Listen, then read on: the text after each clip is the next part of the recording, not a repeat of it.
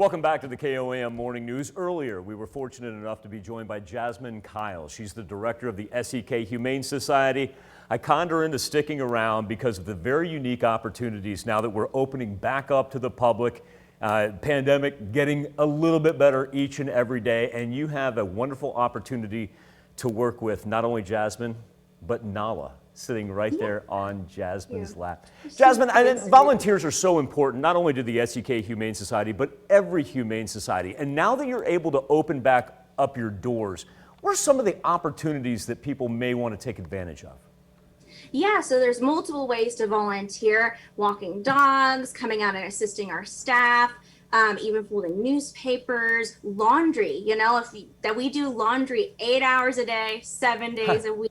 There's always something. From gardening, we had a very nice group last year before COVID, of course, come out, and they go down the trailway, and kind of weed eat and plant perennials and save pet plants. But if you have any way or any idea on how you'd like to contribute to help volunteer us, we are all open for ears. We are surprised with some of the amazing ideas that the kids in the community can bring to us. What's the process for that? Do I contact you? Is there paperwork to fill out? If I want to volunteer my time, where do I begin? Yeah, so that was another thing with COVID. We were able to really put everything into an online format. So you could call us, but there is a much easier and faster way through our website, which is thesekhumanesociety.com. Up on the top, you'll see all of our tabs from volunteering, and you fill out a form and you let us know, hey, these are the exact things that I can help volunteer with. And we also have fostering applications online too. And it's great for all ages, especially during summertime. We've got a number of high school and college age students that may be looking for volunteer opportunities. Is that something that you've had done in the past with that age group? Oh yeah, absolutely. If you have a class or a group project and you're needing paperwork signed off on ours, we can absolutely do that. That's not an issue. I'm curious, you just talked about an application as a foster family. Why exactly is that important for your pets to go through that foster process?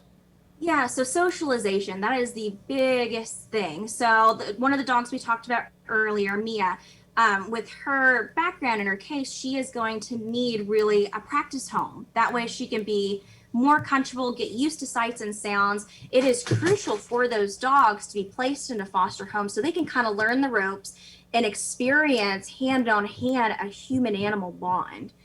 So that's why it's really important, not only for them to get out of the shelter, but for their mental stability too. And like Jasmine said, you can find that application to become a foster family online. Hey, you've got a really unique process going on this week because you're making it super affordable for adoption. Why is this week so important? And kind of explain how low you've dropped everything that we can become pet owners.